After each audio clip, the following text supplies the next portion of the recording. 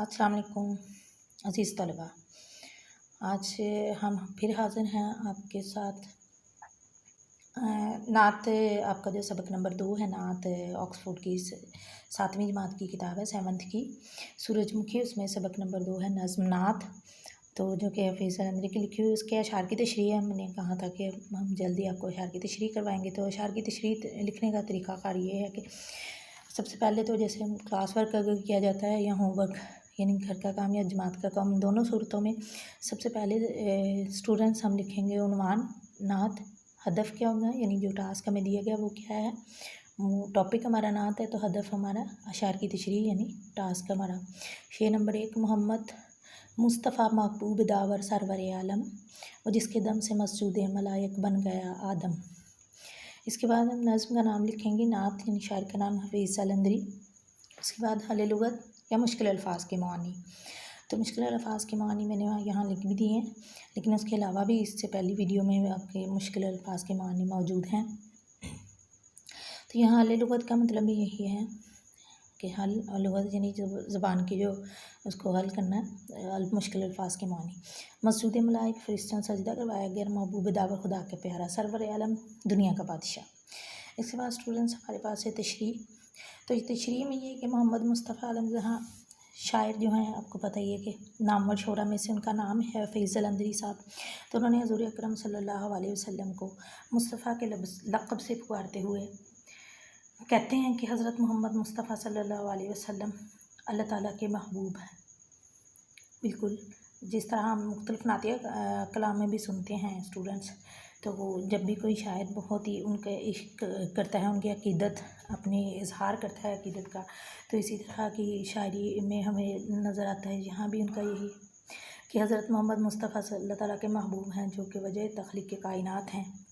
आप सल्लल्लाहु अलैहि वसल्लम इस तमाम कायनात यानी पूरी कायनात के शहनशाह हैं, यानी वहाँ है कि महबूब दावर सरवर आलम कायनात के शहनशाह हैं। और शहनशाह मतलब बादशाह। इन्हीं की ज़ात अक़दस यानी पाक ज़ात जो है कि बदौलत अल्लाह तबारक व तआला ने फ़रिश्तों को हुक्म दिया कि वह हज़रत आदम अलैहिस्सलाम को सजदा करें। जब भी कोई शायर अपने नातिया कलाम में लिखता है तो इसी तरह की यानी वो अपने अक़ीदत का इज़हार करता है कि यहाँ भी उन्होंने जब कायनात का आगाज़ हुआ, यानी पहले जो इंसान हज़रत आदम अलैहिस्सलाम जो कि नबी के रूप में थे, तो उनसे आगाज़ किया। यानी वो जलंधरी साहब फरमा रहे हैं कि हज़रत आदम मसजूद मलाइक बन गए आदम, यानी हज़रत आदम उनको जो सजदा करने की वजह वो भी नबी करीम सल्लल्लाहु अलैहि वसल्लम से उन्होंने अपनी अक़ीदत के इज़हार में जान मिलाई है। मुख्तसर ये कि ये नबी करीम सल्लल्लाहु अलैहि वसल्लम की पाक हस्ती है जिसने इंसानियत को मेराज बख्शी है कि एक इंसान को फ़रिश्तों से सजदा करवाया गया। ज़ाहिर अल्लाह ताला ने हुक्म दिया था कि अपने फ़रिश्तों के कि वो इंसान को सजदा करें। यहीं से इब्लीस का आगाज़ हुआ था। जी तलबा, अब हमारे नात का शेर नंबर 2 है, किया साजद को शैदा जिसने मसजूद हकीकी पर, छुकाया आब्द को दरगाह महबूद हकीकी पर। तो यहाँ शेर नंबर 2 तहरीर नहीं किया गया, लेकिन आप लोग जैसे क्लास वर्क होमवर्क दोनों में लिखेंगे तो तब आप लिखेंगे। शेर नंबर 2 है और उसके बाद नज़्म का नाम और नात है, नज़्म का नाम, उसके बाद शायर का नाम हफ़ीज़ अलंदरी। और इसी तरह यही तरीक़ाकार होता है शायरी की तशरीह करने के लिए। तो यहाँ मैं इस बात की भी वजाहत करती चलूँ कि यहाँ मैं हवाला मतन नहीं लिखना है। ये कोई वो नहीं है, मतन नहीं, पैराग्राफ नहीं है जिसका हम हवाला मतन लिखेंगे। यानी ये पैराग्राफ कहाँ से लिया है, मतन होता है किसी भी चीज़ का टाइटल, उसका नसर का है, वो इसका नहीं है, शायरी का नहीं है, नसरी में से आता है हवाला मतन, शायरी में से नहीं होता। तो इसलिए हम इसके हवाले के लिए हम नज़्म का नाम और शायर का नाम लिखेंगे। उसके बाद हल लुगत यानी मुश्किल अल्फाज के मानी, साजिद सजदा करने वाला, शायदा दीवाना, आशिक, आब्द बंदा, दरगाह चौखट, और आस्ताना महबूद हकीकी। अच्छा, महबूद हकीकी है असली महबूद यानी अल्लाह ताला, सभी जानते हैं। इसके बाद मसजूद हकीकी असल में सजदा करने के काबिल, यानी जो जिसको सजदा किया गया असल में हकीकत में। इसके बाद इस शेर में शायर नबी सल्लल्लाहु अलैहि वसल्लम के औसाफ बयान करते हुए कहता है कि आपने दूसरे मज़हब के मानने वालों को हकीकी रब के बारे में बताया। ज़ाहिर आप सभी जानते हैं उस वक्त जहालत के दौर में बहुत सारे लोग बुतों की पूजा किया करते थे, हर एक ने अलग अलग खुदा बनाए हुए थे। तो इसी तरह आपने दूसरे मज़हब वालों को बताया और अल्लाह के सिवा कोई इबादत के लायक नहीं, और इन्हें इस तरह सिरात मुस्तकीम पे चलाया कि वो अल्लाह ताला से दीवाना वार मोहब्बत करने लगे। यानी शायदा कर दिया, इसमें है ना कि साजिद को शायदा कर दिया, यानी सजदा करने वाले को दीवाना मोहब्बत में गिरफ़्तार होगी।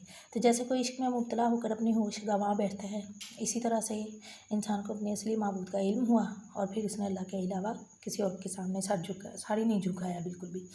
तो इंसान ये जान चुका था कि दरअसल हकीकी इबादत के लायक सिर्फ़ और सिर्फ अल्लाह सुब्हानहू व तआला की ज़ात है, और इन तमाम बातों से रुशनास करवाने वाले मोहम्मद मुस्तफ़ा सल्लल्लाहु अलैहि वसल्लम हैं।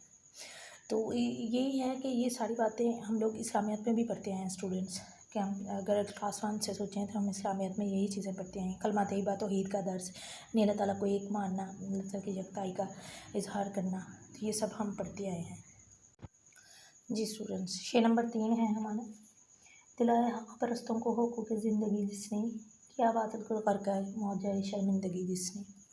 तो यहाँ 6 नंबर 3 जो तहरीर है, इसलिए नंबरिंग दी गई है कि आप तहरीर करें। उसके बाद नज़म का जो हवाला है वो नज़म का नाम, शायर का नाम और मुश्किल अल्फाज के मानी भी इसलिए यहाँ नहीं लिखे गए चूँकि आपकी इससे पिछली वीडियो में मुश्किल अल्फाज के मानी मुकम्मल आपके तहरीर किए गए हैं। तो उसके बाद हम तशरीह में आ जाते हैं कि इस शेर में नबी करीम सल्लल्लाहु अलैहि वसल्लम जब तुलूए इस्लाम में हुआ मक्का में, तो उस वक्त नबी करीम सल्लल्लाहु अलैहि वसल्लम ने लोगों को, उनके जो गरीब गुरबा थे उनको हक़ दिलाने में किस तरह यानी कोशिश की, उसके लिए हफीज़ जलंधी साहब फरमाते हैं कि शेर में हफीज़ जलंधी साहब कहते हैं कि ज़ुर अकरम के कहने पर अल्लाह ताला पर ईमान लाने वाले लोगों पर अहले मक्का ने ज़िंदगी तंग कर दी थी, इन्हें मुख्तलिफ़ तरीक़ों से जुल्म सितम करने लगे। तो आप सल्लल्लाहु अलैहि वसल्लम ने उनको उनके हकूक़ दिलवाए और बेबस और बेकसों के हक़ के लिए आवाज़ हक़ भी बुलंद की। ज़ाहिर है आपको, हम सभी पढ़ते आए क्लास 1 से भी इस्लामियत में भी कि किस तरह से जुल्म किए जाते थे जब कोई इस्लाम की तरफ राग़िब होता था दौरे नबूवत में। तो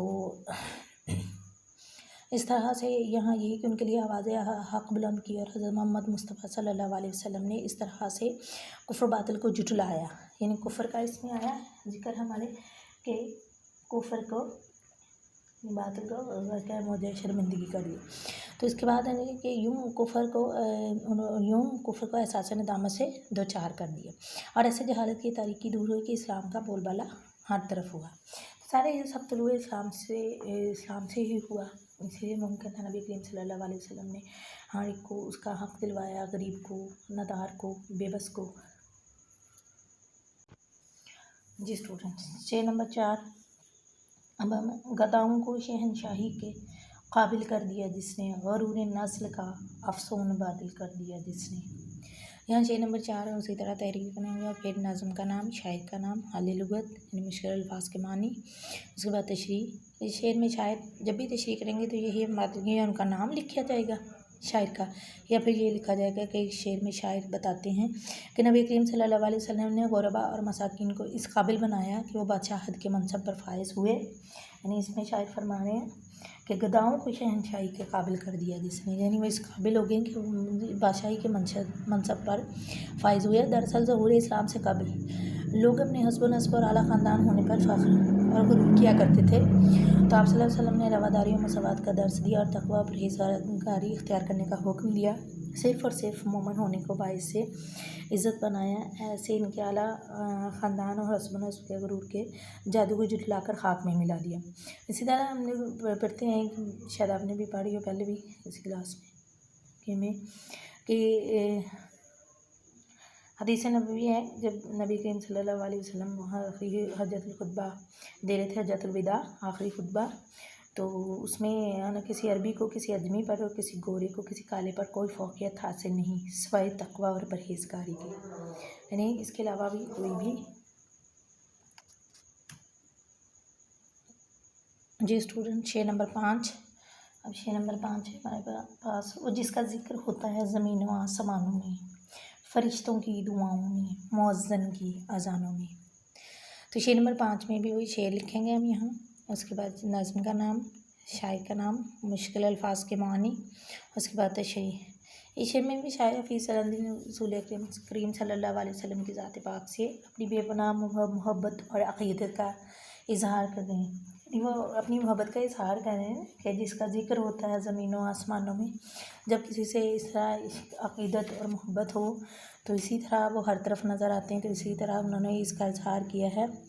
वो कहते हैं कि आपका ज़िक्र कायनात में हर जगह, हत्ता के सातों आसमानों और ज़मीनों में होता है। और अगले मिसरे में वो कहते हैं कि फ़रिश्ते अल्लाह ताला की इबादत के साथ साथ हज़रत मोहम्मद सल्लल्लाहु अलैहि वसल्लम पर दुरूद सलाम भी भेजते हैं। फ़रिश्ते भी उनका ज़िक्र अज़कार में मशगूल रहते हैं।